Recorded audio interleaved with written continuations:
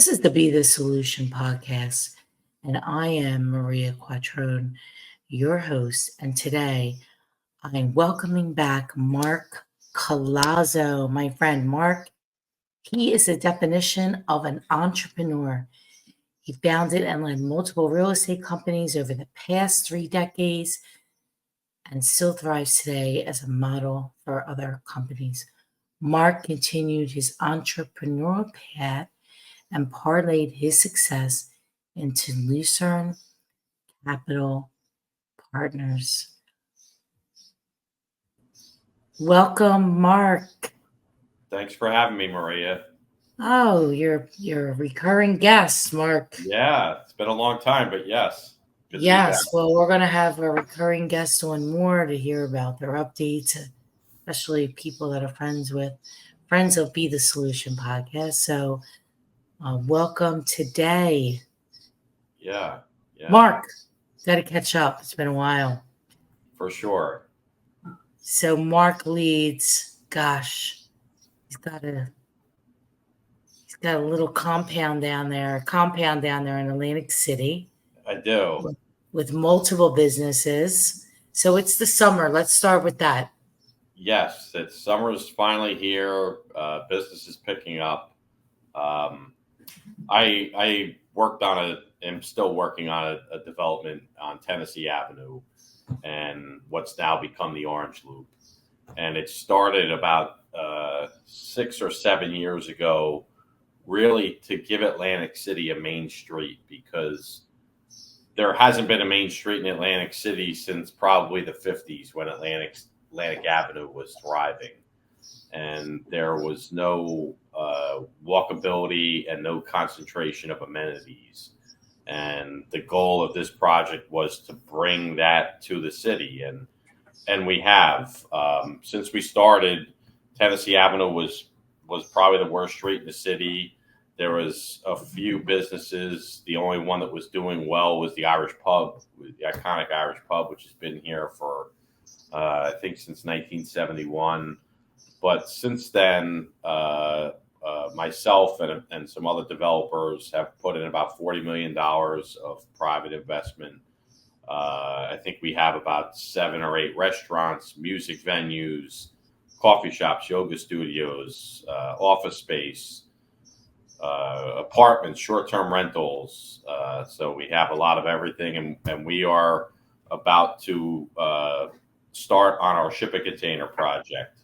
We're going to bring 22 shipping containers that are going to focus on retail to the area. We're really going to try to help with the food desert problem in Atlantic City. A couple containers are going to be hydroponic farms. A couple are going to be bakeries, meat, produce, all the things you need to buy in a supermarket, because there aren't supermarkets in the city, office space, things like that. So we are actually have a meeting today with the engineer at 10 o'clock to finalize things and get our land use certificate in. So that's going to be an exciting addition. That is fantastic. Congratulations. Is that across the street? Yeah, right across the street from the restaurants, right on Tennessee Avenue. So Tennessee Avenue has become a destination. Yes, for sure. Yeah. Like I said, it's really because of the concentration of amenities. People just don't want to come to the beer hall. They want to come to the beer hall and go to Bar 32 Chocolate and go see a show at Anchor Rock Club and end their night at the Irish Pub and things like that. So now there's really a whole district of entertainment that's drawing people, and not just one individual business. So just to be clear, you're still betting on AC. I still am. I'm feeling better than ever. Better and better every day. There's a lot of people doing a lot of great things here besides me. I'm sure you know Bart Blatstein from out in Philly. He did an amazing job with the Showboat, and he's making some big announcements soon about some really big development projects. K. Hovnanian, I'm sure you're familiar with them, are building 300 homes right in the inlet. The college is expanding. Atlantic Care is expanding. I think I think it's always been a tale of two cities. There's been the casino industry and then everything else in the city. And the casino industry is its ebbs and flows. And obviously, people are worried right now about New York gaming and banning smoking in gaming and how that's going to affect the casinos. And I'm sure it will. But the city also can be a thriving city with the casino industry taking a few punches. So that's really what I'm betting on. So 100 years ago, Atlantic City was something else. Yeah, Those sure buildings were. I've done some research on the history of it, and the architecture was stunning. It is was really a shame that all of that is gone. Yeah, unfortunately, during the 80s, 90s, and early 2000s, obviously the city had a lot of blight, and the hope was that casino gaming was going to help that. And there was a lot of money pouring in through the CRDA to help with that. And a lot of the powers that be had the mindset that if a building was empty, we should knock it down. Ugh. And unfortunately, a lot of those buildings you can never recreate what they had. So yeah, sadly, a lot of the architecture is gone, but there is still a lot of it that remained, luckily, and a lot of that is being renovated now. So we should invest in Atlantic City? I think you should. I think there's a lot of opportunity for in the housing sector. There really is no good housing stock in Atlantic City, and if you're a dealer or a casino executive or a bartender at Ocean Casino, 9 times out of 10 you get in your car and you drive offshore to your house in Galloway, Absecon, Egg Harbor Township, and you don't live in the city, partly because you don't want to live in the city, but a bigger part of it is there's no good housing stock. So if there was a nice 2-bedroom apartment close by that you could split with another bartender or server, or have your own 2-bedroom, I think people would be more apt to stay in and live in the city that they work. Who wants to drive a half hour, 45 minutes? Yeah, it's a long drive from Atlantic City to Summers Point or Egg Harbor Township. It's a good half hour. Yeah, a lot of people live in Mays Landing, right? Yeah, Mays Landing is out there again, 30, 35 minutes.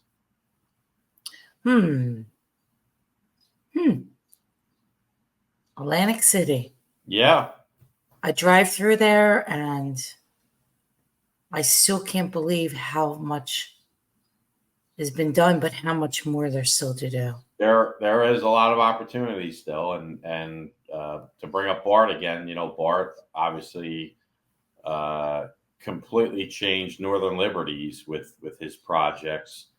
And if you hear him talk, Northern Liberties was way worse off than Atlantic City is now. And Northern Liberties didn't have the beach. It didn't have all the things that we have going for it. So he's more positive on Atlantic City than I am. Well, he should be. You should have him on your podcast. Oh, I would love to have him on the podcast, and anybody else that you think would give value and be somebody who would like to be interviewed. Not everybody does. So yeah, you'll let me know about that, Mark. No, for sure. Yeah. So I'm glad to see that things are progressing nicely, and I'm really happy to hear about the shipping container, because that's something that we had discussed a couple of years ago. that you had talked about doing. And I'm so happy to hear that that project is coming to fruition and getting off the ground. Yeah, great. Looking forward to it. Fantastic. And you had a new gig, a new place opening up here in Philadelphia. We do. Every time I give a date that we're going to open, I have to push it back a month just because of the city and landlords and things like that. But yes, we are opening Rhythm and Spirits in Center City, right on JFK, in the ground floor of the Suburban Station building. So let's tell everybody what that is about.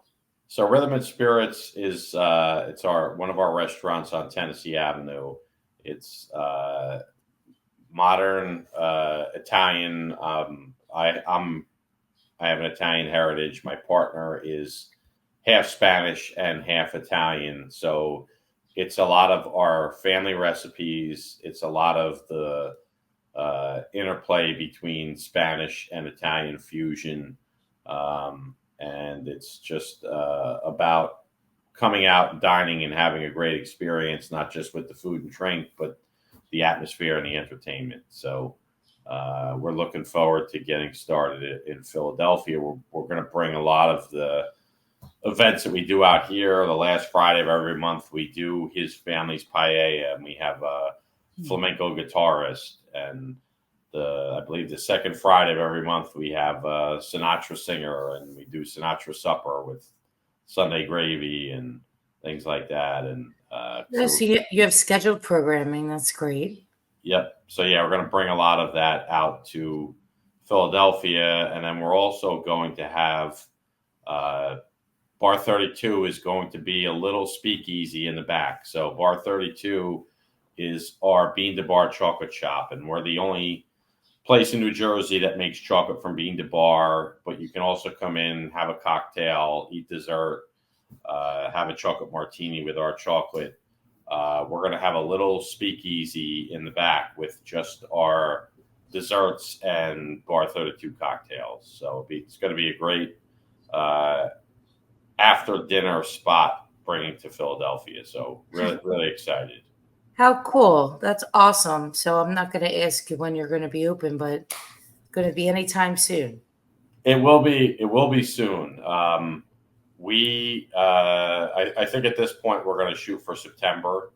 We're going to be pretty busy down here now from now till September. And I think it makes sense for us just to push the opening off to September out there. So I can't disagree with that. You have a lot of people going to the shore, and you want as much exposure as possible. Yeah, for sure. And I'm excited because we have such a lack of live entertainment and programming in the downtown area, Center City. It's crazy. There's only a couple places that you actually can go and listen to music, which I find for a major city a disgrace. It does seem like there would be more, but yeah, it is a little surprising. You have Chris's Jazz, and there's Time. Yeah. Those are the two main ones, but in the city, no, there's no place to really go hear music. Yeah. So I'm excited. I love that. Let's talk about your business, a real estate business. You said how gray I got since the last time you saw me. I think it's because of interest rates. I don't know about you, but here's the crazy thing: is that the rates are, the average rate over the last 40 years is 8%. 7% is maybe a hair above, a little above where it should be, probably in the sixes. Yeah. But everybody was so accustomed for sub 5 for a decade. 4, 3, 2. Yeah. A decade. Yeah. I'll tell you a funny story. I was, it was around 2000, and we had just refinanced it was our first house after we had kids. And we refinanced and we got 6.75. And, I've been in the real estate business my whole life. Back then I was running the appraisal and title company, and obviously very attuned to interest rates because our business was very interest rate sensitive. And when we got 6.75, I remember saying to my wife, I don't know if rates are going to go any lower than this. And obviously I was wrong. Obviously, if you look at that point, up until 2 years ago, it was pretty much a steady downhill from rates to where they got in 22, and now we're on our way back up. But rates on a historic frame are not that bad, but it's just culture shock, tripling rate in a 2 year period. It's a lot. I mean, it's a lot. You look at what rates were 2 years ago, April of 2022, before they started to raise them, and cost of housing is up 71%. Yeah. That's a fact. That's a fact. Yeah. Which means that multiple things: less sales, when less people can qualify.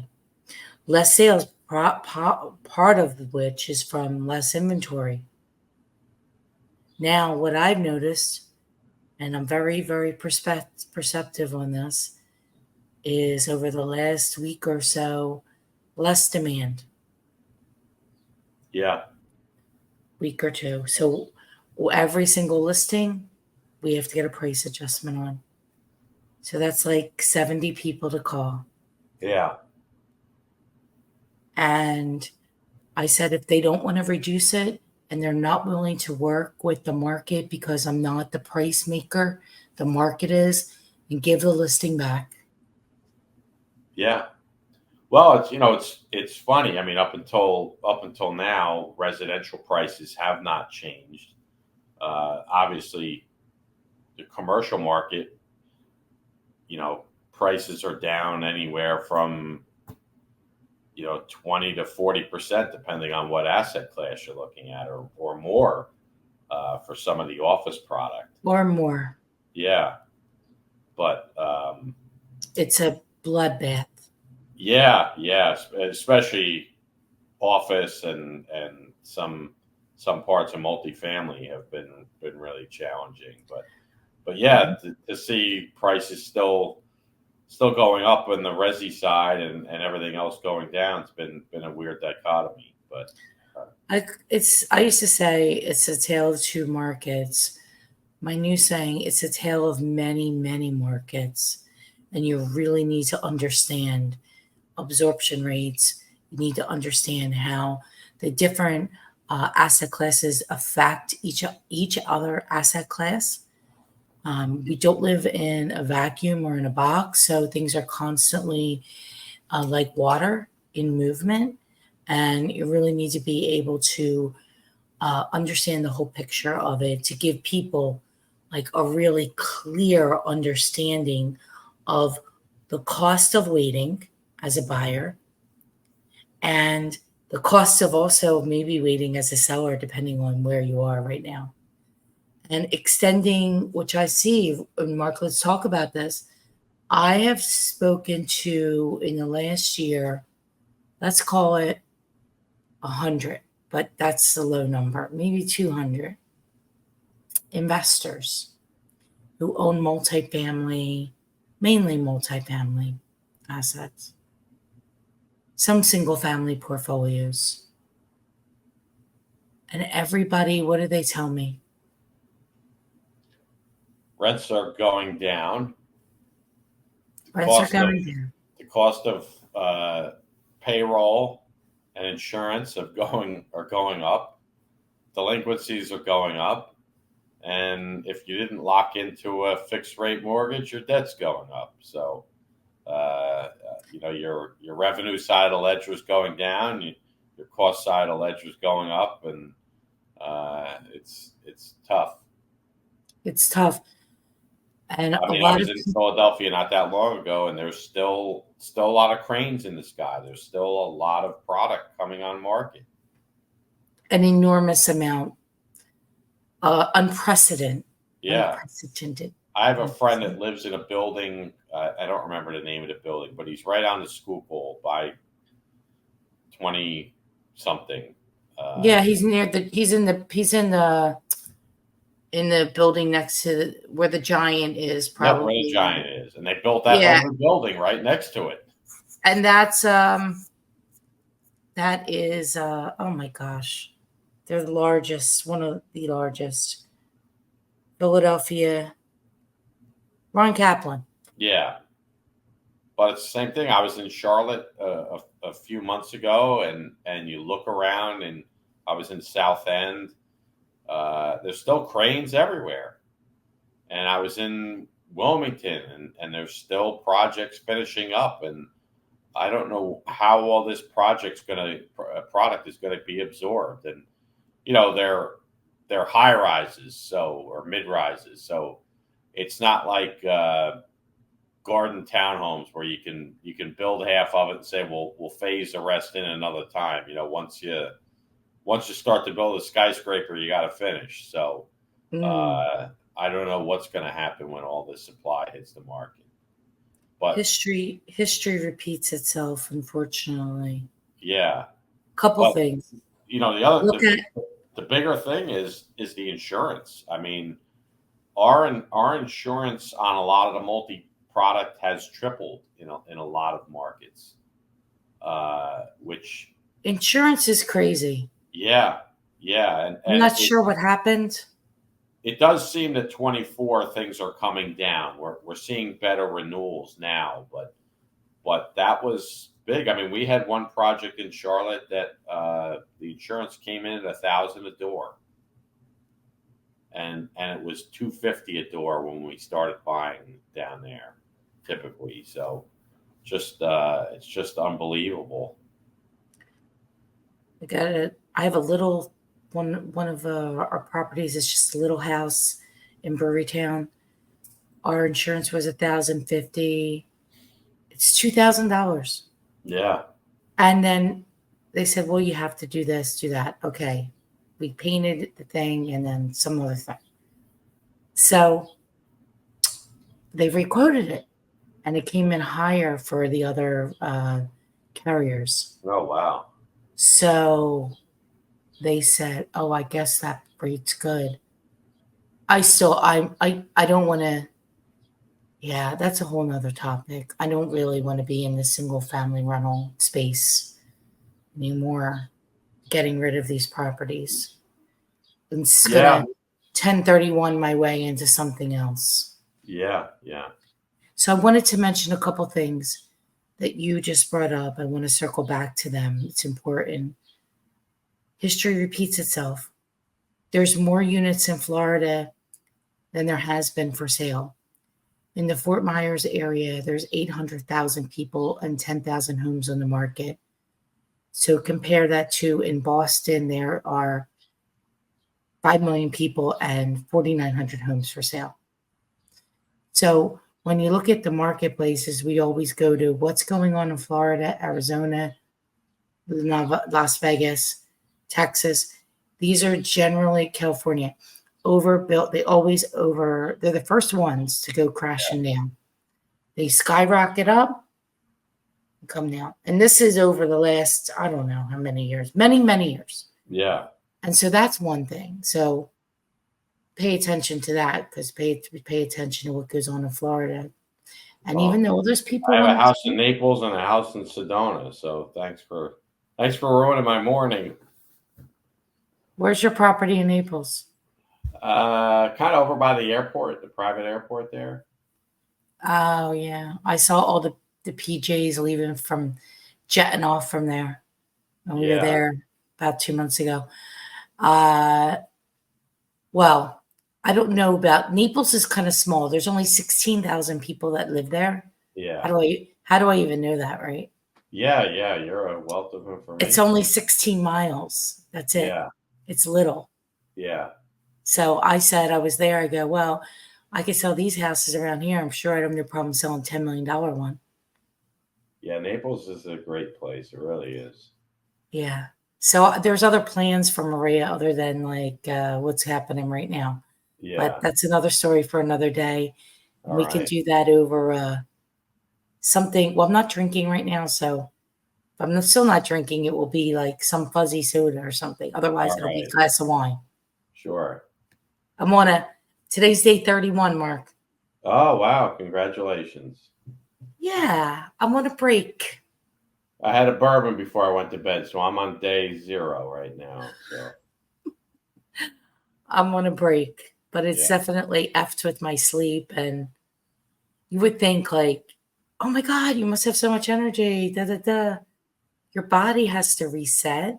Yeah. And it really gets mad at you because you took away the stuff it was used to.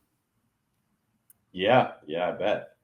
So even though, I woke up this morning late, I was up at 4:30 and I'm like, oh no, oh no, back to sleep you go, 4:30. That's Yeah. can't do it. But so I want to go back. So that's the one thing is supply in other areas that generally go south first. Number two, have you heard of the skyscraper index? I have not. No. So you can Google it, look it up, but I'll give you a little glimpse of what it is. Nobody builds the largest skyscraper in the world in anything but an inflated marketplace. Okay. So they're building the Jeddah Tower right now, which is a kilometer high. Let me repeat that. A kilometer high, Wow. 2.2 miles. Yeah. That's cray cray, right? I don't even Yeah. want to go there. Yeah. And every time between 1 year, usually, either the year before it's done or the year after it's done, there is a market correction. Gotcha. Yeah. And if you Google this and you can go back as far as 1873 and see all the buildings and see where the market corrected, it's very, very interesting. Yeah. And Wow. I'll have to look it up. yeah, look it up. Let me know what you think about that. So there's Yeah. that, and there's oversupply already coming in South Florida, Southwest Florida, and I don't know about the rest of it, but I do know about those two areas. Yeah. South Florida is getting well, it's a mess down there, Yeah. big hot mess. So lots happening with that. Let's go back to your real estate. I know you've been buying multifamily in many different areas, and your company does lending for multifamily and for commercial real estate. So what's going on? So yeah, we actually haven't bought multi in a long time. We've been selling. So we have a few multi projects left that we're working on, but luckily we sold a lot pre 22 for all the reasons we said. It's become difficult to operate. Revenue is down, expenses are up, and it's again not sure where the end is in sight. There will be an end because people always need a place to live, and now there's still supply coming on market, but this is stuff that was started 2, 3, 4, 5 years ago. Oh Uh, yeah. the new starts now are not starting. So you're going to have this period, just like we did in '08.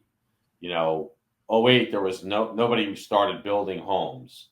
Everybody stopped. And they didn't For start four building years. new homes really till 2012 or so. And Yeah. then that's what caused this lack of supply that we kind of faced in the single family market. We still kind of face it.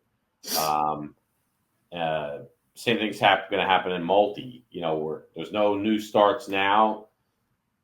nobody's probably going to start for a few years. So you're going to have this few year period where there's very, very few starts of multifamily.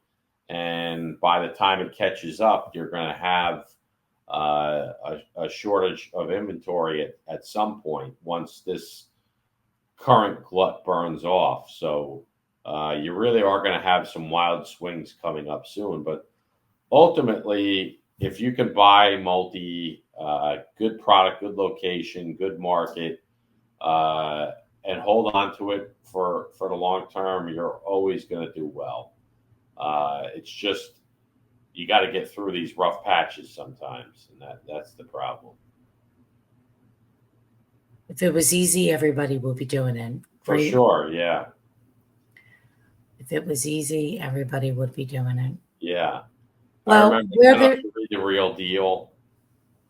yeah, go ahead. So I read The Real Deal, and every issue they have the first few pages comments from people in the real estate sector, and this was in the height of the market. Some New York office developer said his quote was, "You don't need a Harvard MBA to run a real estate company," and uh, obviously it's not as easy as that now. It was easy back in the time there, but it sure is challenging. I think it's challenging all around. I think there's so many more things just in general to deal with. I think one of the biggest things to deal with, Mark, is people's their mindset and their mental stability. Well, I mean, in your world, yeah, I can't imagine dealing with homeowners and first time buyers and all of that. Even not That's first time buyers, even just yeah. buyers in general. Yeah, it's tough. Well, it's not just an investment; it's an emotional purchase. You know, at least in the investment world, everybody's looking at it from a financial lens, and for the most part, people are acting rationally in what's best uh, for their pocket. When you're dealing Except with when homeowners, they who the act hell knows? rational. They act rational until they really need the money. Yeah, yeah, And then all hell breaks loose.